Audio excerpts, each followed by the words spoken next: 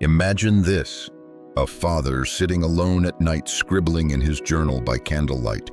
His empire at war, his health failing, his son asleep in the next room. He's not writing speeches or commands. He's writing to himself about kindness, justice, humility, about how to be a good man in a broken world. That man was Marcus Aurelius, and the boy sleeping nearby would grow up to burn everything his father stood for. How does that happen? How does wisdom so profound die in the next generation?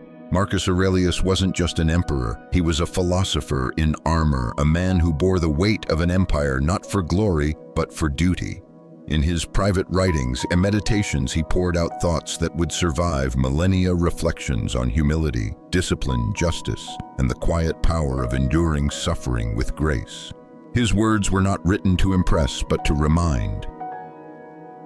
They were notes to himself crafted in the stillness of early mornings and sleepless nights, not to rule others, but to govern his own soul. And in those pages, the essence of Stoic philosophy quietly breathes an invitation to live with purpose, not just power.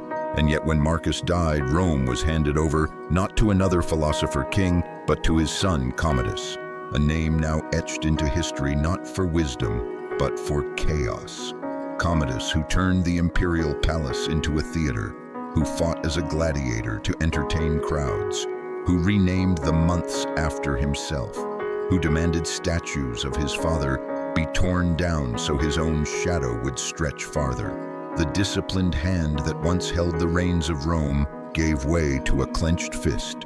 It's easy to look back with judgment, to ask how could someone like Marcus, so thoughtful, so principled, fail so completely at the most personal legacy of all. But the truth is more complicated and more relevant than we'd like to admit, because this isn't just a story about emperors. It's a story about us, about leadership, about parenting, about the deep ache of watching something you built with love be misunderstood by those who inherit it. Marcus Aurelius lived his philosophy. Every day he wrestled with power, temptation, ego, and chose restraint. He believed the best revenge is to be unlike him who performed the injury. He believed in acting with justice, not impulse, in staying silent when shouting would have been easier, in being kind even when the world was cruel. But none of that guaranteed his son would choose the same path. And that's the bitter truth. Wisdom cannot be handed down like a crown. It must be chosen, earned, lived. You can raise someone in temples of virtue, but if they don't walk through the doors themselves, the walls won't protect them. That's not just a flaw in the system. That's a reality of the human condition. Maybe Marcus knew this. Maybe that's why Meditations feels like a man writing in the dark, not for legacy, not even for his son, but for himself. A man holding a line in solitude against the tide of madness, writing not instructions but reminders. Waste no more time arguing what a good man should be. Be one. And he was. But being one is not the same as teaching another to become one. And that perhaps is the tragedy of Marcus Aurelius.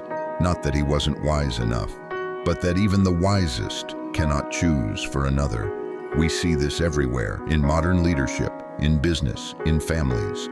A visionary builds something with clarity and purpose, and then watches it decay under the guidance of someone who sees only the rewards, not the responsibility. The Stoic philosophy, in its purest form, teaches us that we don't control outcomes, we control effort. That we lead not through dominance, but through dignity. Commodus didn't inherit his father's mind. He inherited his power, and power without virtue corrupts quickly. Where Marcus carried the crown like a burden, Commodus wore it like a trophy. One ruled with thought, the other with spectacle. And in that difference we see the great lesson of Stoicism, that the real battle is not for legacy, but for the soul in the moment. You do not control what others do with your example. You only control that you give it honestly. Somewhere inside, Marcus must have felt that grief, the grief of knowing that even a life well lived doesn't guarantee it will be mirrored. And maybe that's why he kept writing, not because he had answers, but because he refused to stop asking the questions.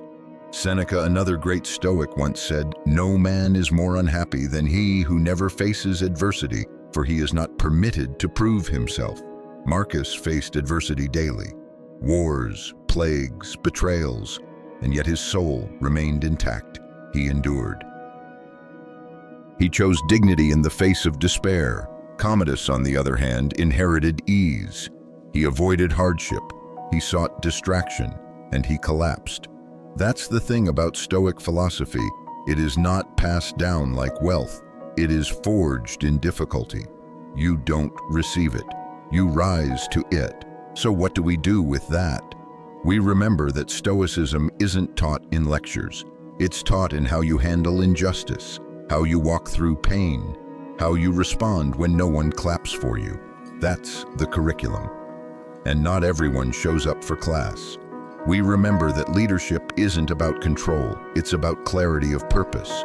Marcus didn't fail Sam because he was weak. He failed Commodus because even the brightest light cannot force another to open their eyes. And that's not a flaw in Marcus.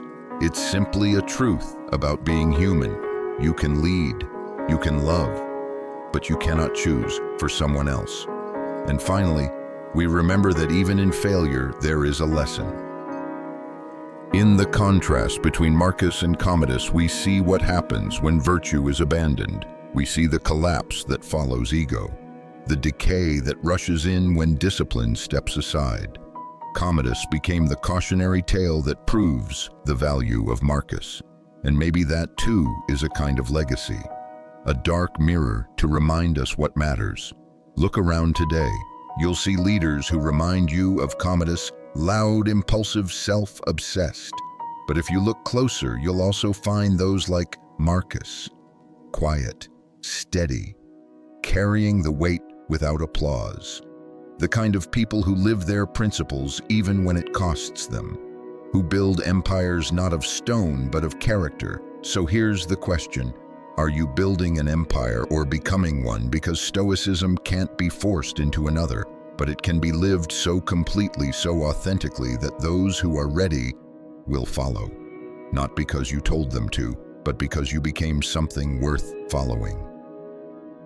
Live that way. Let your life be the teaching. Let your silence echo louder than the world's noise. Let history, like it did for Marcus, speak for you when you are no longer here to speak for yourself.